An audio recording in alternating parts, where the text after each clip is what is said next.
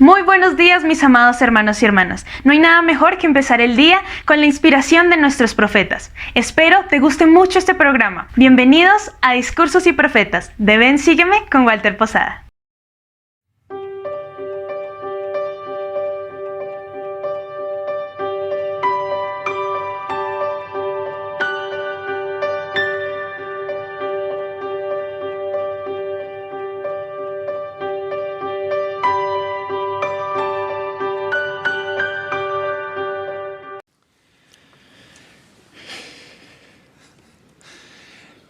En una revelación moderna tenemos la promesa de que si estamos preparados, no debemos temer.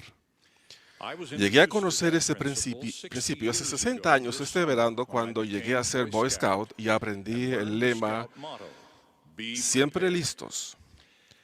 Hoy me he sentido inspirado a hablar acerca de la importancia de la preparación para un acontecimiento futuro de futura importancia para todos: la segunda venida del Señor. En las Escrituras abundan las referencias acerca de la segunda venida, acontecimiento que los justos esperan con ansias y que teman o niegan los inicuos. Los fieles de todos los tiempos han meditado en la secuencia y el significado de los muchos acontecimientos profetizados que precederían y seguirían a ese momento muy importante de la historia. Hay 4 asuntos irrefutables para los santos de los últimos días. 1. El Salvador regresará a la tierra con poder y gran gloria para reinar en persona durante un milenio de rectitud y paz. 2. Al momento de su venida habrá una destrucción de los inicuos y una resurrección de los justos. 3. Nadie sabe el tiempo de su venida. Pero 4. A los fieles se les enseña a estudiar las señales de la venida y estar preparados para ella. Deseo hablar acerca del cuarto punto de estas grandes realidades: las señales de la segunda venida y lo que debemos hacer para estar preparados para ella. El Señor ha declarado: y acontecerá que el que me teme estará esperando que llegue el gran día del Señor. Sí, las señales de la venida del Hijo del Hombre. Señales que se manifestarán arriba en los cielos y abajo en la tierra. El Señor lo enseñó en la parábola de la higuera, cuyas tiernas ramas dan una señal de la llegada del verano. De igual manera, cuando los escogidos vean las señales de su venida, sabrán que Él está cerca, sí, a las puertas. En las profecías bíblicas y modernas hay muchas señales de la segunda venida, entre ellas la plenitud del Evangelio, restaurado y predicado en todo el mundo como testimonio a todas las naciones. Falsos cristos y falsos profetas que engañan a muchos. Guerras y rumores de guerra, con nación levantándose contra nación. Terremotos en diversos lugares. Hambruna y pestilencia. Una plaga arrasadora, una enfermedad desoladora cubrirá la tierra. La iniquidad abunda, toda la tierra en conmoción, y el corazón de los hombres desmaya. En otra revelación, el Señor declara que algunas de estas señales son su voz, que llama a su pueblo al arrepentimiento. Escuchad, oh naciones de la tierra, y oíd las palabras del Dios que os hizo. ¿Cuántas veces os he llamado por boca de mis siervos y por la administración de ángeles, y por mi propia voz, y por la voz de los truenos, y la de los relámpagos, y la de las tempestades, y por la voz de terremotos y de fuertes granizadas, y la de hambres y pestilencias de todas clases? Y os hubiera salvado con una salvación sempiterna, mas no quisisteis. Las señales de la segunda venida nos rodean y van aumentando en frecuencia e intensidad. Por ejemplo, en la lista de los terremotos más devastadores en el almanaque mundial, figura el doble de terremotos en las décadas de los años 80 y 90 que en las 2 décadas anteriores. También figura un aumento considerable en los primeros años de este siglo. La lista de notables inundaciones, maremotos, huracanes, tifones y ventiscas en todo el mundo muestra aumentos similares en años recientes. El incremento, al compararlo con hace 50 años, se puede descartar al atribuirlo a los cambios en la forma de rendir los informes. Pero el patrón acelerado de los desastres naturales en las últimas décadas es aterrador. Otra señal de los tiempos es el recogimiento de los fieles. En los primeros años de esta última dispensación, el recogimiento en Sion comprendía varios lugares de los Estados Unidos: a Kirtland, a Missouri, a Nauvoo y a la cima de las montañas. Aquellos recogimientos siempre fueron hacia futuros templos. Con la creación de estacas y la construcción de templos en muchas naciones, con un número considerable de miembros, el mandamiento actual no es de congregarse en un lugar, sino en las estacas de nuestros propios países. Allí los fieles pueden disfrutar de todas las bendiciones de la eternidad en una casa del Señor. Allí, en su tierra natal, pueden obedecer el mandamiento del Señor de ensanchar las fronteras de su pueblo y fortalecer las estacas de Sion.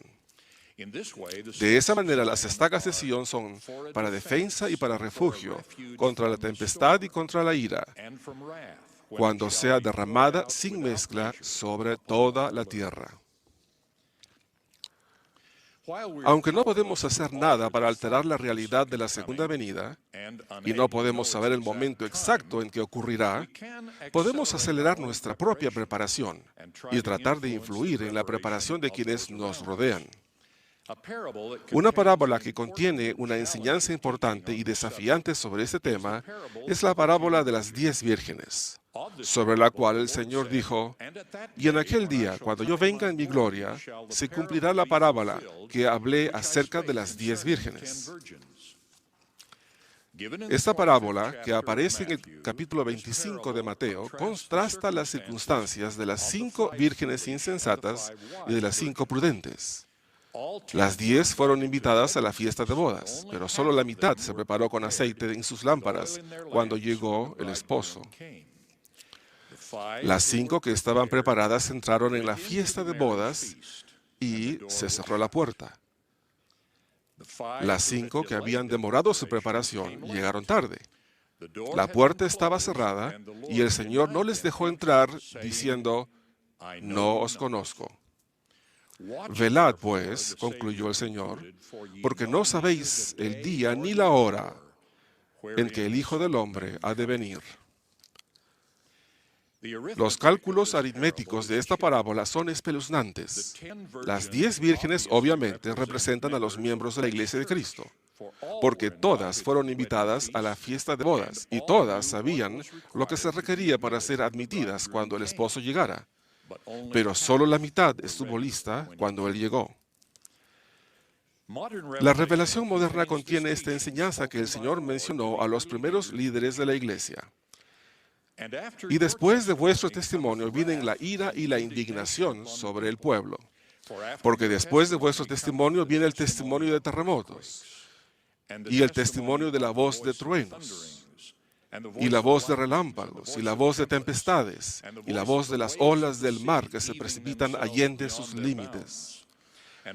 Y todas las cosas estarán en conmoción, y de cierto desfallecerá el corazón de los hombres, porque el temor vendrá sobre todo pueblo. Y ángeles volarán por en medio del cielo, clamando en voz alta, tocando la trompeta de Dios, diciendo: Preparaos, preparaos, oh habitantes de la tierra, porque el juicio de nuestro Dios ha llegado. He aquí, el esposo viene, salid a recibirlo». Hermanos y hermanas, tal como lo enseña el libro de Mormón, esta vida es cuando el hombre debe prepararse para comparecer ante Dios. El día de esta vida es el día en que el hombre debe ejecutar su obra. ¿Nos estamos preparando? En su prefacio a nuestra compilación de revelación moderna, el Señor declara: «Preparaos, preparaos para lo que ha de venir, porque el Señor está cerca». El Señor también advirtió: Sí, óigase el pregón entre todo el pueblo. Despertad y levantaos y salid a recibir al esposo. He aquí el esposo viene. Salid a recibirlo. Preparaos para el gran día del Señor. Siempre se nos advierte que no podemos saber el día ni la hora de su venida. En el capítulo 24 de Mateo, Jesús enseñó: velad pues, porque no sabéis a qué hora ha de venir vuestro Señor. Pero sabed esto, que si el padre de familia supiese a qué hora el ladrón habría de venir, velaría y no dejaría minar su casa. Antes habría estado prevenido. Por tanto, también vosotros estad preparados, porque el Hijo del Hombre vendrá a la hora que no pensáis. ¿Qué tal si el día de su venida fuese mañana? Si supiéramos que mañana nos encontraríamos con el Señor, ya fuese por medio de nuestra muerte prematura o de su inesperada venida, ¿qué haríamos hoy? ¿Qué confesiones haríamos? ¿Qué dejaríamos de hacer? ¿Qué problemas o desacuerdos solucionaríamos? ¿A quién perdonaríamos? ¿De qué cosas testificaríamos? Si entonces hiciésemos esas cosas, ¿por qué no ahora? ¿Por qué no procurar la paz mientras se puede alcanzar? Si las lámparas de nuestra preparación están casi vacías, empecemos de inmediato a llenarlas. Tenemos que hacer preparativos, tanto temporales como espirituales, para los acontecimientos profetizados para la segunda venida. Pero la preparación que es más probable que descuidemos es la menos visible y la más difícil, la espiritual. Un equipo de emergencia de 72 horas puede ser de valor para los desafíos terrenales. Pero tal como lamentablemente lo aprendieron las vírgenes insensatas, un equipo de emergencia de 24 horas de preparación espiritual tiene un valor más grande y perdurable. Vivimos en el tiempo profetizado cuando la paz será quitada de la tierra, cuando todas las cosas estarán en conmoción y desfallecerá el corazón de los hombres. Hay muchas cosas temporales que causan conmoción, incluso las guerras y los desastres naturales. Pero una causa aún más grande de conmoción actual es la espiritual. Al contemplar nuestro entorno por medio de la lente de la fe y con una perspectiva eterna, vemos a nuestro alrededor el cumplimiento de la profecía de que el diablo tendrá poder sobre su propio dominio. Nuestro himno describe: ya la hueste enemiga se apresta a luchar. Y así es. La maldad, que solía estar restringida a un lugar y se cubría como un forúnculo, ahora se ha legalizado y se exhibe con orgullo. Las raíces y baluartes más fundamentales de la civilización se ponen en tela de juicio y se atacan. Las naciones rechazan su herencia religiosa. Las responsabilidades del matrimonio y la familia se abandonan como impedimentos para la satisfacción personal. Las películas, las revistas y la televisión, que moldean nuestras actitudes, están llenas de historias e imágenes que representan a los hijos de Dios como bestias predatorias, o, en su mejor caso, como creaciones triviales que buscan nada más que el placer personal. Y muchos de nosotros aceptamos eso como entretenimiento. Los hombres y las mujeres que realizaron sacrificios heroicos para combatir a gobiernos malvados en el pasado fueron moldeados por los valores que están desapareciendo de nuestra enseñanza. Lo bueno, lo verídico y lo hermoso está siendo reemplazado por lo que no sirve, por la indiferencia y por lo que proviene del impulso personal, que no tiene ningún valor. No es de sorprender que muchos de nuestros jóvenes y adultos queden atrapados en la pornografía, en la costumbre pagana de perforarse partes del cuerpo, en la búsqueda egoísta del placer, en la conducta deshonesta, en la ropa inmodesta, en el lenguaje profano y en el degradante abuso del sexo. Un número cada vez mayor de personas que controlan o establecen la opinión pública niegan la existencia de Dios de Abraham, de Isaac y de Jacob, y solo veneran a los dioses del mundo. Muchas personas en posiciones de poder e influencia niegan lo bueno y lo malo, según ha definido el decreto divino. Aún entre aquellos que profesan creer en lo bueno y lo malo, hay quienes que a lo malo dicen bueno, y a lo bueno malo.